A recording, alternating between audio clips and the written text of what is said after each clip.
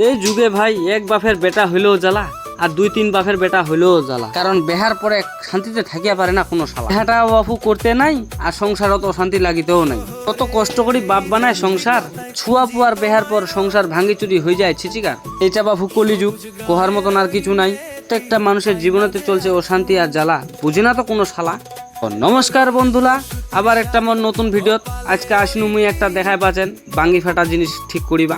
তার কারণ এই জিনিসটার আধার কার্ডের ফিঙ্গারপ্রিন্ট আপডেট করা হচ্ছে কাম, যেই জন্যই এর হচ্ছে বাঙ্গি ফাটা নাম। আর এই কথাটা তো তোমাকে মুই বন্ধুরা আগেই কইছিনু যে এখন হচ্ছে আধার কার্ডের যাবা না, যার যার ভাই আধার কার্ড নাই কোনো সুযোগ সুবিধা পাবা না। মোর বন্ধুরা যাও কার থাক, পাড়া মারলেও ভালো করে খাও।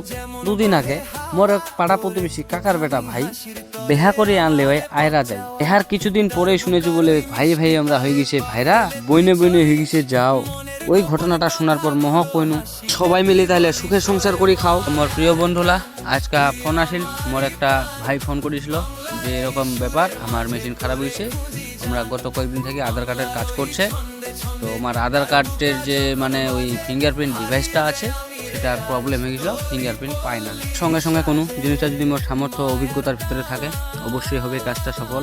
শুধু নিজের পরে একটাই বিশ্বাস যে আমি চেষ্টা করলে সফলতা পাম, সেই হিসাবেই মুই সাহস করি জিনিসটার হাত দিনু এবং কি মুই কাজটা করতে সক্ষম হইছু। মোর ঠিনা অনেক বড় ব্যাপার।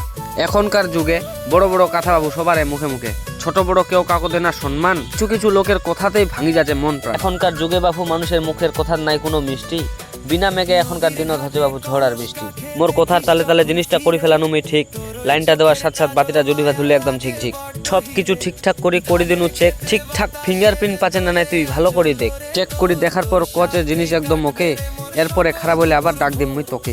সঙ্গে সঙ্গে কোনো ঠিক আছে ভাই, এখন তাহলে তুই মগ দিয়ে বিদায়। মোর প্রিয় বন্ধুরা আমার ভিডিওটি কেমন লাগে একটু কমেন্টে জানাবেন। ভালো থাকেন।